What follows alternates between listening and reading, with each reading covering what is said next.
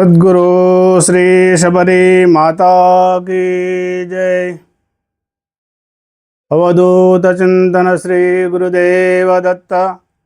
हर नम पार्वती पतये हर हर हर महादेव हर। దివ్యాత్మ సంభూతులైనటువంటి మాతాజీ వారి భక్తులందరికీ మరియు శిష్యులందరికీ ఈ వీడియో చూస్తున్నటువంటి భక్తులందరికీ కూడా హృదయపూర్వక నమస్కారములు. ఈ యొక్క వీడియో, ఈ పద్యము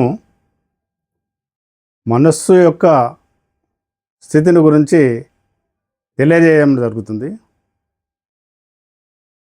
మాతాజీ వారు చెప్పినటువంటి పద్యం ఇది. సీతారామాంజనేయ సంవాదం లోపల ఉండబడినటువంటిది.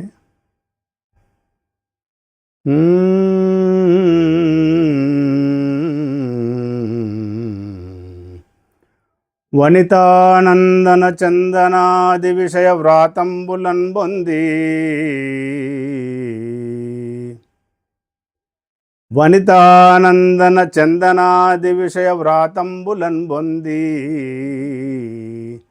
చయ్యనంతకు చొక్కునెమ్మనంబు, చయ్యనంతకు చొక్కునెమ్మనంబు, బ్రహ్మానందవారాసి వాసన యొక్కించుక సోగెనేని, బ్రహ్మానందవారాసి వాసన యొక్కించుక సోగెనేని, భ్రవినాశం బొందు నానాద్రు పుష్ప నటద్భృంగము, భ్రవినాశం బొందు నానాద్రు పుష్ప నటద్భృంగము, చంపక ప్రసవ సంస్పర్శాప్తి కూలున్గతిన్. సచ్చిదానంద సద్గురు శ్రీ శబరి మాతా కీ జై. ఇలా వీడియో చేస్తాను కూర్చున్నాగానే నాకు మాతాజీ వారి యొక్క ధార పైనుంచి వస్తుంటుంది. అది నేను మీకు బయటకు వస్తుంటుంది అన్నమాట, నా నోటి ద్వారా. ఇందులో నిజంగా నాకు ఏ విధమైనటువంటి అర్థాలు తాత్పర్యాలు ఏం తెలియదు. మాతాజీ వారి స్వర్ణమాత్రము చేతనే ఇవన్నీ బయటకు వస్తున్నాయి. వనితానందన చందనాది విషయ వ్రాతంబులన్ బొంది. వనిత అంటే స్త్రీ, నందన అంటే కుమారుడు, చందనం అంటే వాసన. ఇక్కడ పద్యానికి ఉదాహరణ చెప్పిందన్నమాట.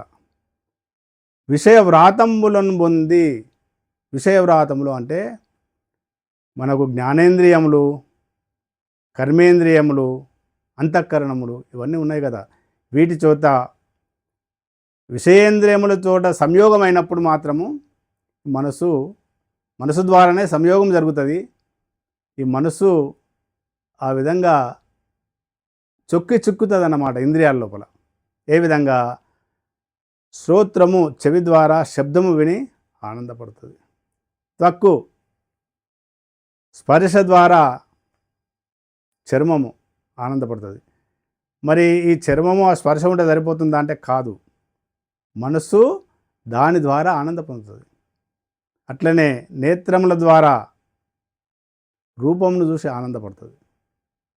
ఆనందపడుతుంది లేదంటే అసహించుకుంటుంది కురూపం ఉంటే. మనసు యొక్క పరిస్థితి ఇది. తర్వాత ముక్కు ద్వారా వాసన, సుగంధము దుర్గంధం అన్నీ చూస్తుంటుంది అన్నమాట.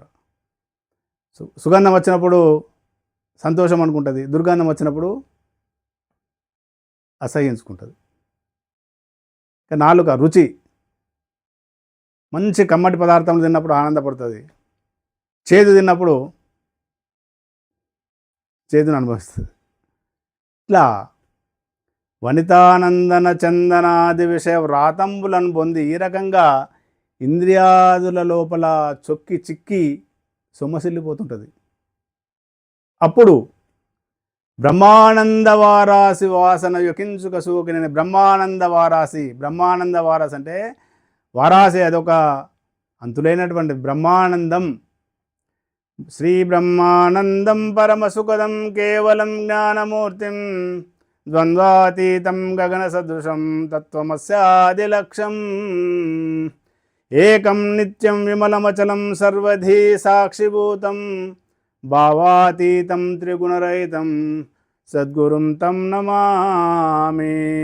సద్గురుదేవులను గురించి చెప్పినటువంటి పద్యం ఇది, గురుదేవుల గురించి చెప్పినటువంటిది.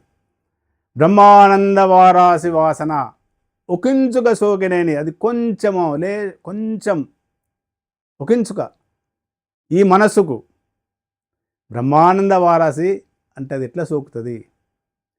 మహాత్ముల యొక్క సన్నిధానమున నివసించిన మాత్రముననే, లేదంటే వారి స్పర్శ ద్వారా, వారి వాక్కుల ద్వారా, సంయోగం ద్వారా, అస్తమస్తక సంయోగం ద్వారా బ్రహ్మానంద వారాసి వాసన యొకించుక సోకినేని, వారి ప్రవచనముల ద్వారా.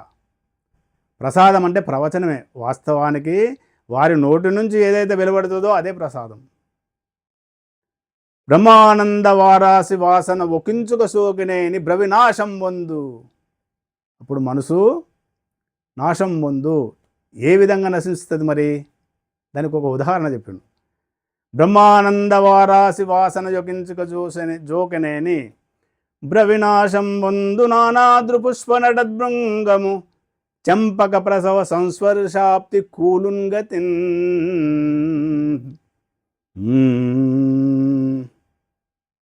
అంటే భృంగం అంటే తుమ్మెద. తుమ్మెద వివిధమైనటువంటి పుష్పముల పైన రాలి వాటి లోపల ఉన్నబడినటువంటి మకరందాన్ని గ్రోలుతుంది. మనసు ఏ విధంగా అయితే విషయేంద్రియాలలో చొక్కి చిక్కి ఆనందపడుతుంటుందో ఆ విధంగా ఈ యొక్క తుమ్మెద అనేకమైనటువంటి పుష్పముల మీద వాలి ఆ మకరందాన్ని గ్రోలుతూ ఉంటుంది. ఇట్లా గ్రోలి గ్రోలి గ్రోలి గ్రోలి చివరకు చంపకం అనేటువంటిది ఒక పుష్పం ఉంటుంది, చంపక పుష్పం. ఆ చంపక పుష్పములకు పోయి అందులో మకరందాన్ని గ్రోల్దామన్నది దానిపైన వాళ్తుంది. అది ప్రకృతి యొక్క సహజ సిద్ధమైందంటే దానిపైన వాలంగానే ఆ చంపక పుష్పము మూసుకుపోతుంది. ఇది అందులోనే బంధించబడుతుంది.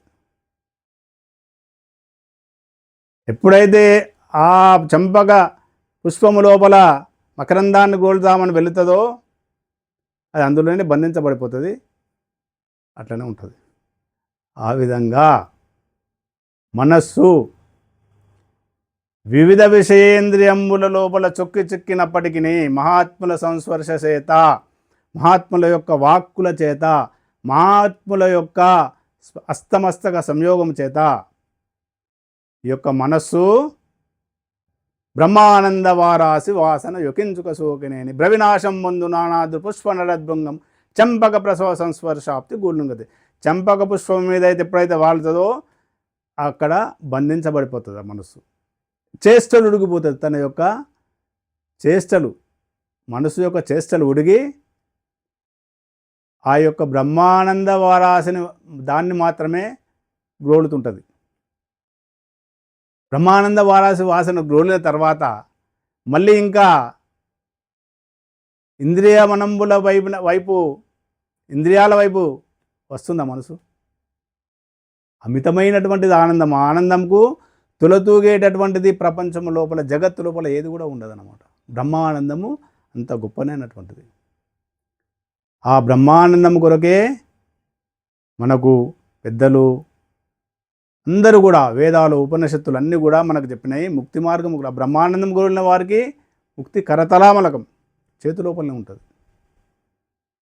వాళ్ళకు ఇంద్రియ మనములు విచ్చుకపోతాయి, కట్టుబడారన్నమాట. వాళ్ళు ఎప్పుడు కూడా ఇంద్రియ మనకు కట్టుబడి ఉండరు. వాళ్ళు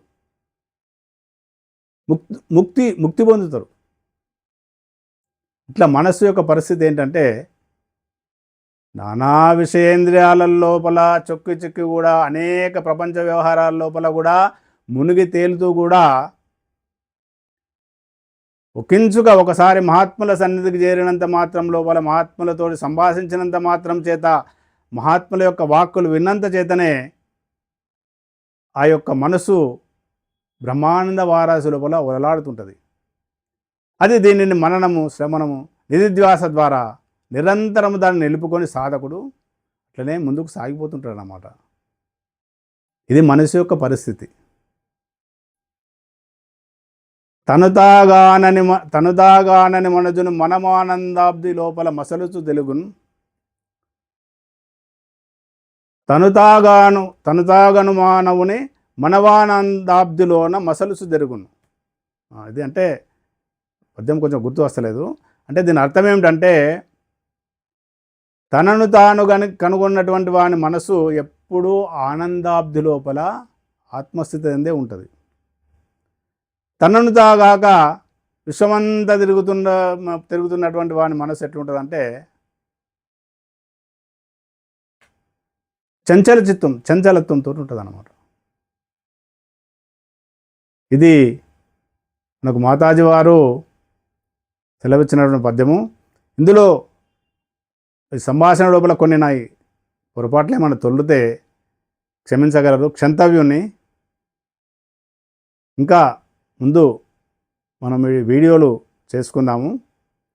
దయచేసి ఆదరించి దీవించగలరని ప్రార్థన. సద్గురు శ్రీ శబరి మాతాకి జై.